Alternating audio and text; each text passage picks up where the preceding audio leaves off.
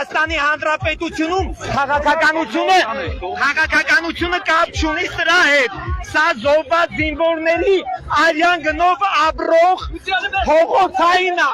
Քննչական կոմիտեն հրաժարվում է քրեական գործ հարուցել վարչապետ Փաշինյանի մոլի երկրպագու կեղտոտ բառապաշարով ու լկտի վարքագծով հայտնի դարձած նախկին մատուցող Ռուստամ Ավագյանի դեմ։ Այլանդակ անինա, որ զոհված զինվորի ծնողներին վարկաբեգնա։ Այս միջադեպից անցել է 3 օր։ Չկա քրեական հետապնդում, չկան լրագրողների, իրավապաշտպանների արձագանքներ, չկա միպնիր երկարաշունչ հերթական տեքստերով եւ չկան դատապարտումներ։ Ստացվում է Նիկոլապաշտ Ռուստամն ինքն իրենով նոր ստանդարտներ, նոր օրինաչափություն է ստեղծում անպատժելիության դաշտում։ Հետաքրքիր է նաեւ այն, որ քննչականը հաշվի չի առել, որ նրա վարքագծից հետո Նիկոլ Փաշինյանի այլ այսպես մոլի աջակիցներ տեղում թիրախավորել են ինձ եւ ես ստիպված եմ եղել այդ պահին իմ մասնագիտական գործունեությունը թողած եթերում դիմագրավել այդ անձանց կատարել է քրեական օրենսգրքով անցնող մի քանի արարք, այստեղ եւ խուլիգանության մասին է խոսքը, եւ լրագրողի մասնագիտական գործունեությունը խոչընդոտելու մասին է խոսքը։ Ուզում եմ հիշեցնել, որ այնտեղ իմ օպերատորն էլ ըստ էության ոչ միայն ես, այլ նաեւ իմ օպերատորն էլ չի կարողացել պատշաճ կերպով իմ աշխատանքը կատարել։ Հիշենք, նույն այս տղամարդը հատուկ ատելություն էր տարածում արցախցիների հանդեպ, օտյալ հոգևորականների, վեհափառ Հայրապետի հանդեպ։ Ճիշտ այն բառամթերքով, ինչով գրառումներ էր անում Փաշինյանը հակաեկեղեցական շարժումը սկսելու օրերին։ Վերնագիր է, այդ օծված համակարգը, այ էտա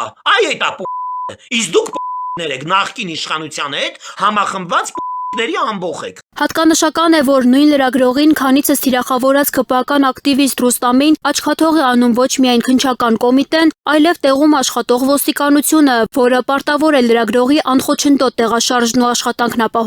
ապահովել նաև հասարակական կարգը եկեղեցու տարածքում։ Բայց անպատժելիության սահմանը հատելուց հետո անարխիան է երաշխավորվում։ Այնտեղ կանգնած ոստիկաններին ես ինքս եմ, այն որ վազելով մոտեցել եմ, գոռալով, որ դուք չեք տեսնում ինչ է կատարվում, իսկ բարձրաստիճան ոստիկանն ասում է չէ, չեմ տեսել։ Լրագրողը չի բացառում, որ անադեկվատ հոգեվիճակում գտնվող ակտիվիստը երբեմն ընդունակ է եղել ծայրահեղ քայլերի, դրանք տեղի չեն ունեցել միմիայն իր զգուշավորության շնորհիվ։ Իրենք վստահ են, որ այդ անձի մոտ, ասենք, սառը զենք չկար։ Բայց մի պահ պատկերացրեք, ինչ կլինի, եթե օրինակ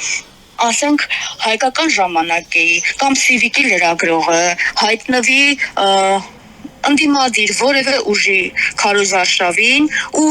իրեն այդպես հետապնդեն, իրեն հետապնդեն, մերձավորի անունը տան, վիրավորական արտահայտություններ։ Իրենց է ուզում Սատկացնելու եմ ծնկի եմ բերել։ Ես ձեզ կազցնելու եմ։ Ինչ սպասել երկրպագուից, երբ երկրպագած հերոսն անգամ ինքնատիրապետման խնդիր ունի։ Կազցնելու եմ։